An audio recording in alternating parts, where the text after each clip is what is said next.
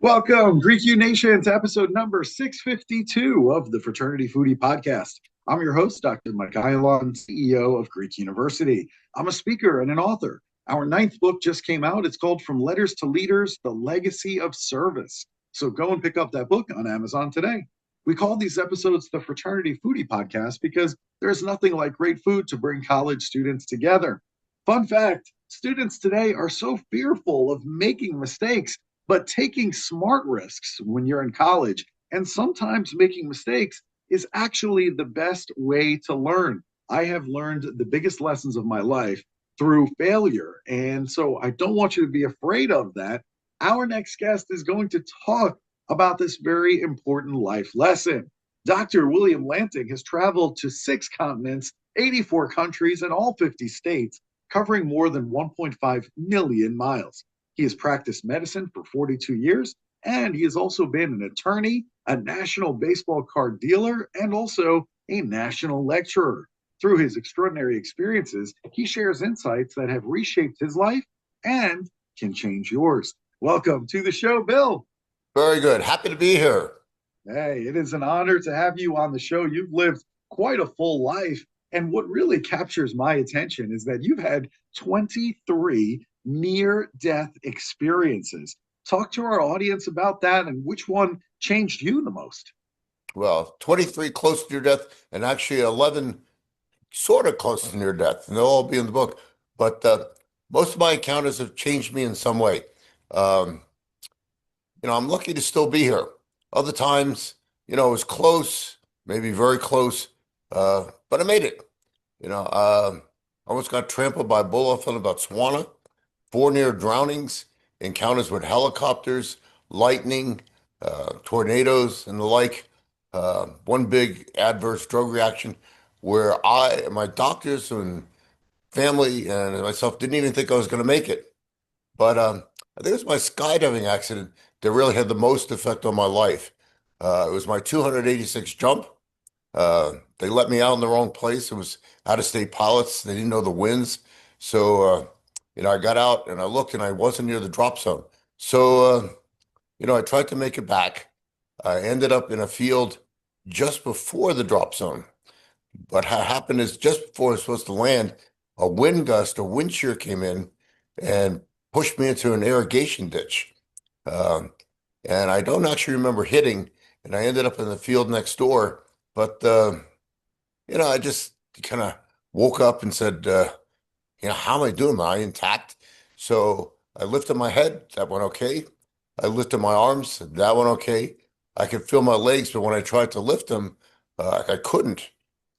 So my friend, who was a paramedic, she came over and said, "Oh, you broke your right femur." And I went, "Okay."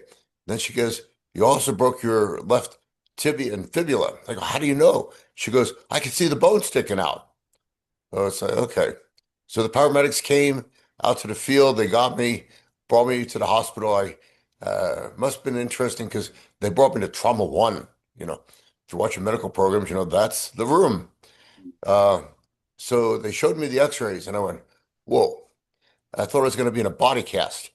But it turns out the orthopedist said, "Oh, no, no, no. The new thing is we're going to put rods in." And I went, okay. So they did that. I was in the hospital for a week and I went through physical therapy for 7 months. She did ask me, goes, "Are you ever going to jump again?" And I go, "Oh, yeah."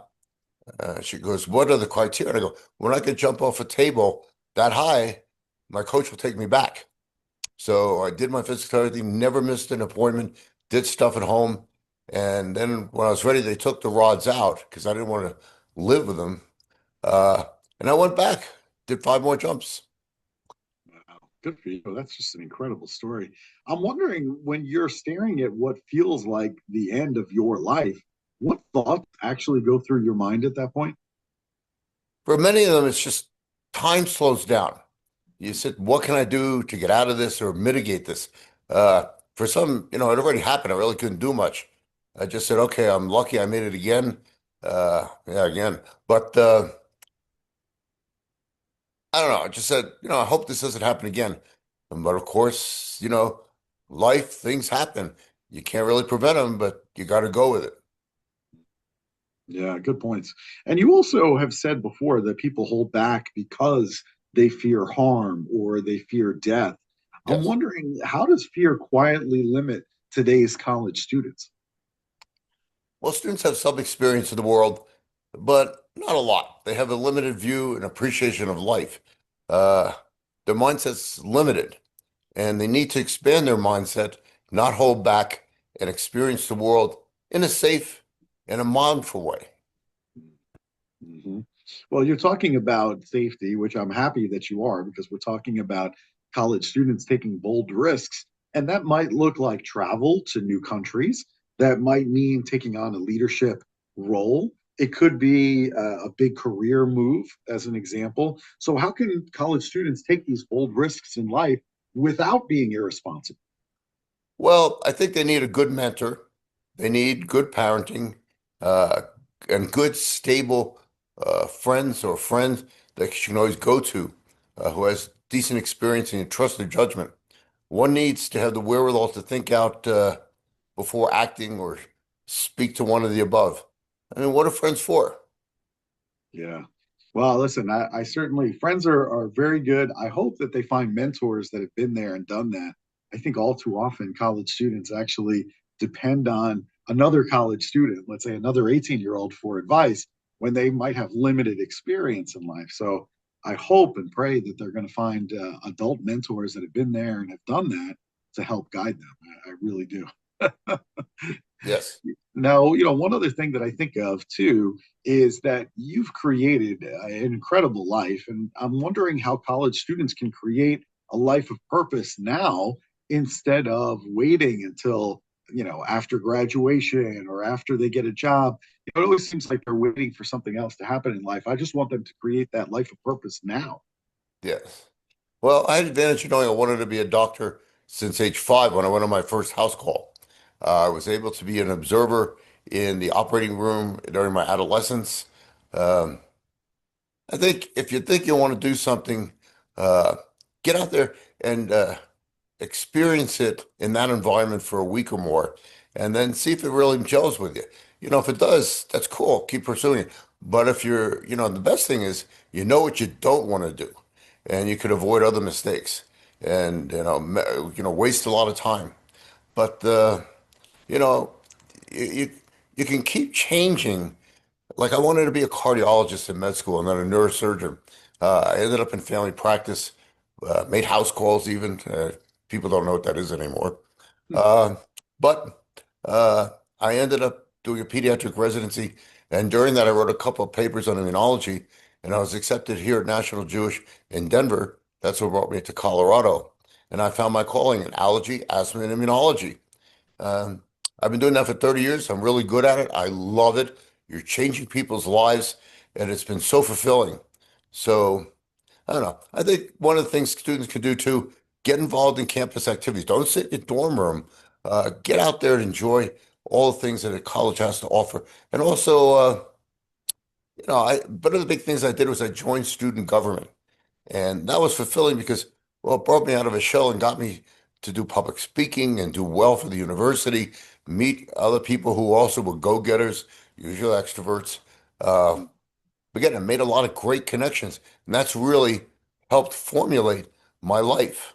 I mean, yeah, I just, be active. There's so much to do. You got to look for it though and act upon it. Yep. I completely agree with you. I think the more active you are in college, the more connections that you create, that becomes all kinds of things that you can take advantage of for the rest of your life. As a matter of fact, just today, I'm in Buffalo, New York. I recently spoke at the University of Buffalo, but I just had lunch with one of my college fraternity brothers that I haven't seen in a while. And you know what? We picked up right where we left off and we started talking about an idea of building an app that he has the technical expertise to pull off, and I've got the customers to sell it to. So, so we just talked about a business idea, and it just came very organically. And this is somebody that I had a connection with in college that, we haven't seen each other for years. So I think those connections and that network is extremely important. I think that is the advantage of going to college today, is to build up that network more than anything else. So really good. The other thing that I think about too is I'm wondering, Bill, how do you want people to remember you, and how should college students be thinking about their legacy when they're only 18 to 22 years old? Just at lunch with a good friend from fellowship. That's one of the big things is make good friends, find good friends, and keep them and stay in touch. That'll not only help you with decisions, but that's a big thing is to have good lifelong friends. But as somebody who wants to help the world and make it a better place, I keep seeking of how can I do that. So again, I've been a really good doctor. I've been an attorney, an adventurer, speaker, writer. I was a national baseball card dealer for quite a few years with my brother. I was a postcard dealer, but also being a wonderful husband.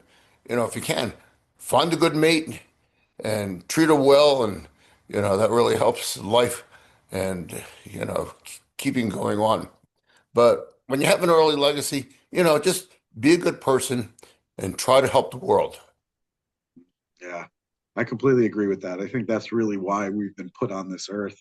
I think it's ultimately just to help other people. And the Yeah. question is, how many people have you helped, and how have you made an impact in your life? It's not really about the things that you collect, like a car or home. It's not really about those things, even though you might think so when you first graduate from college. But it's really about helping other people. I think that's really, at the end of the day, what matters. And we should also talk about your travel, because it's pretty incredible. I mean, 6 continents, 84 countries, all 50 states in the United States. Tell our audience, what has travel taught you about in terms of your perspective? Well, my parents instilled traveling at a young age, and that really helps, either by car in your local region, because I grew up in the Northeast. So we could see Boston, Philly, Washington, Williamsburg. Uh, we started making some international trips. My parents had a thing like, "Oh, I want to see the Alps." What do we do? We went to Switzerland. They had never been out here to Colorado. Suggestion: do it local first. Uh, but it's a great and wonderful world out there. If you're experiencing another city, state, country, region, uh, travel should excite you. You can plan things or maybe don't plan. Just be spontaneous when you get there. But really, meet the people, get to know them, uh, see the place through their eyes. What's life like for them? And then have them take you around, try their food, uh, take photos. If you have a companion too, it really helps enjoy things more. But solo travel is very rewarding. I mean, I did pretty much all of Southeast Asia on my own. And then when I found good places, when I met my wife, I took her to those places. So I didn't make the Century Club of 100 countries because I wanted to show her the best of what I had seen in travel. And that's been great. I actually asked her I told her I loved her in front of the Taj Mahal. And then years later, I asked her to marry me in Uruguay, Punta del Este, at sunset on the Rio Plata. It's you know, just sharing with other people can really make a big difference. Yeah. Look at you, Bill. You're proposing in front of you, saying that I love you in front of the Taj Mahal.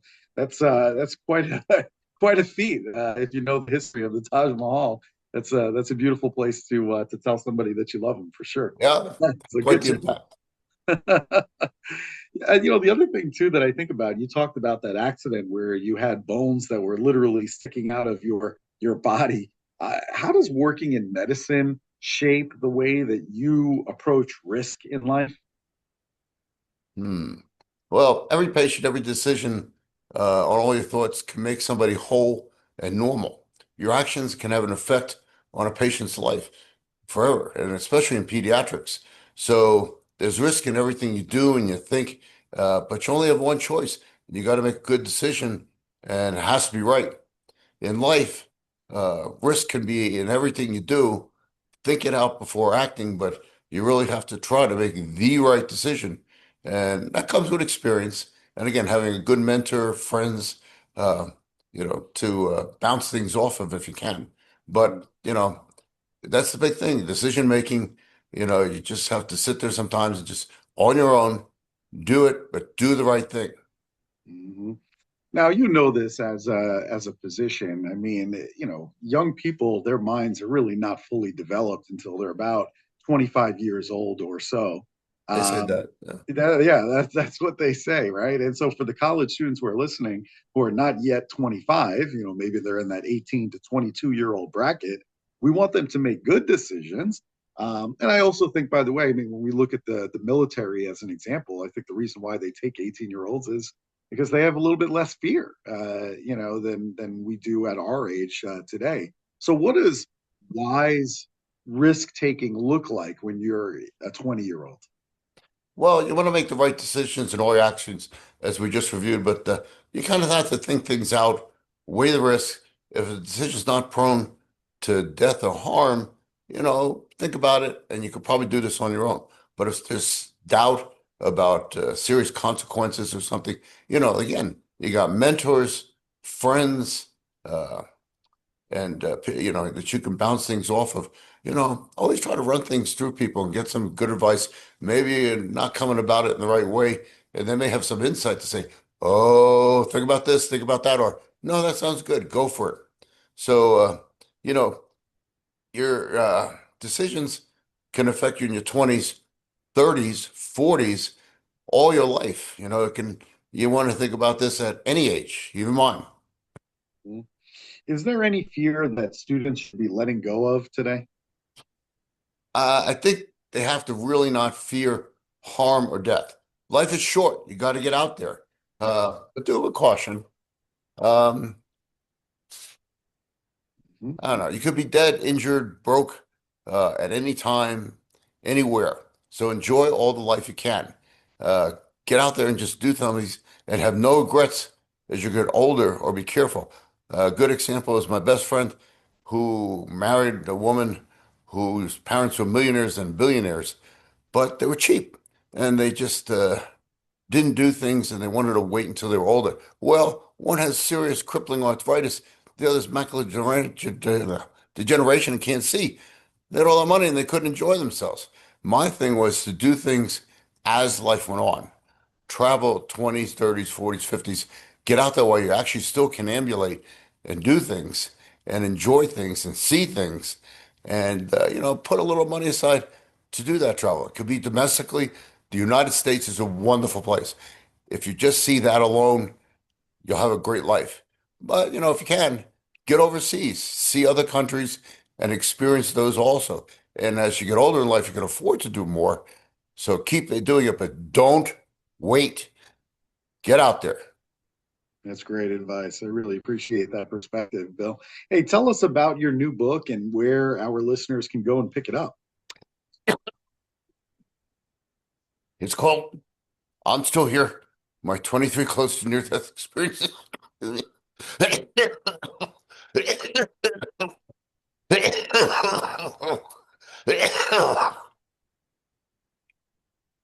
You can pre-order it on Amazon or at lantingpublications.com, or they can contact you. We'll stay in contact.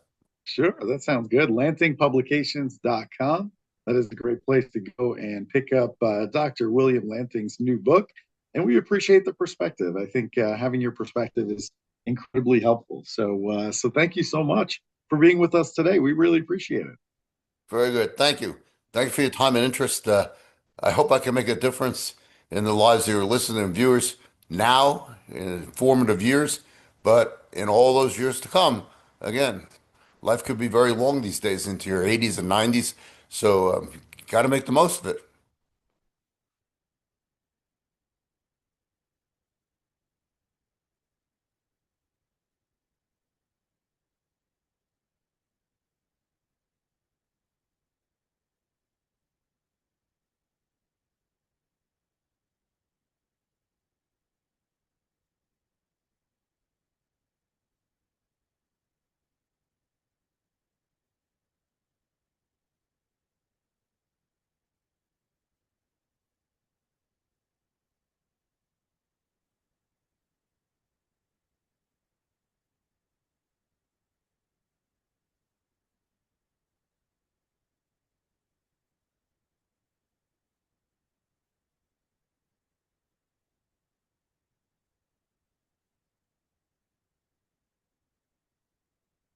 You always say, "Well, this is a lifestyle story," and people could be too reserved and hold back from life. So again, they just need to get out there, recognize that life can be so much more fulfilling than you're actually thinking at this time.